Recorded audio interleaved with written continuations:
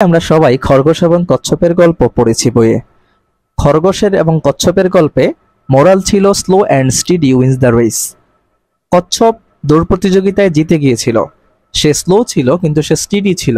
অপরদিকে খরগোশ, সে হচ্ছে ফাস্ট ছিল কিন্তু সে লেজি ছিল।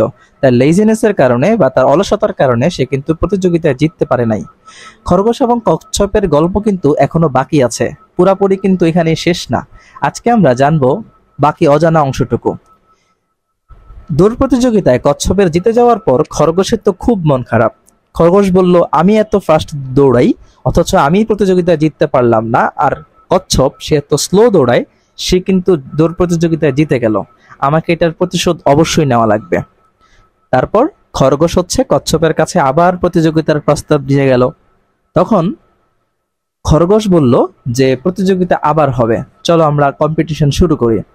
এবার যখন কম্পিটিশন শুরু হলো তখন খরগোশ এক দৌড়ে তার ফিনিশিং লাইন ক্রস করে ফেলল।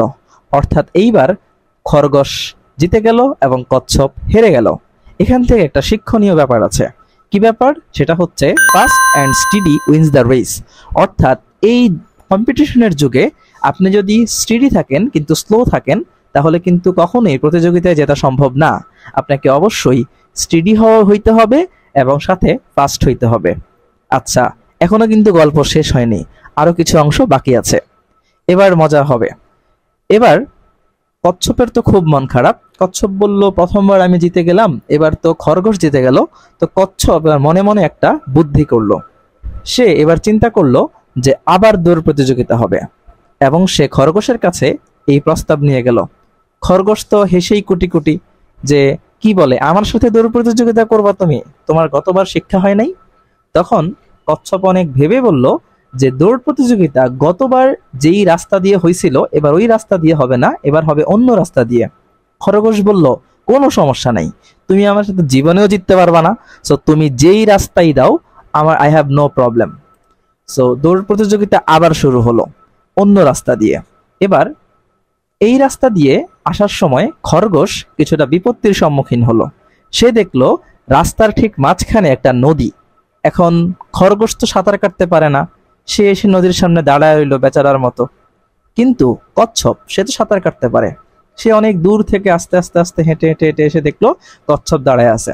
তখন খরগোশকে সে জিজ্ঞেস করলো, কি ভাইয়া, নদী পার হতে পারছো না? এবার বলো কে জিতবে? তখন খরগোশের খুব মন খারাপ হলো, সে আবার হেরে যাবে।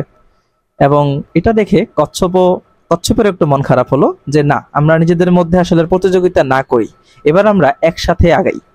এবার কি করলো? খরগোশ কচ্ছপের কাঁধে উঠলো, কাঁধে উঠে দুজনেই নদী পার হলো। যখন নদী পার হলো এবং তখন হচ্ছে খরগোশ কচ্ছপকে কাঁধে নিল, কাঁধে নিয়ে একসাথে ফিনিশিং লাইন ক্রস করলো। অর্থাৎ এবার দুইজনেই একই সাথে তাদের এন্ডিং পয়েন্টে পৌঁছাইলো, অর্থাৎ দুইজন একসাথে জিতে গেল। এখান থেকে আমরা আরেকটা ব্যাপার শিক্ষা নিতে পারি যে জীবনে সবসময় একা একা জিতে যাওয়া যায় না।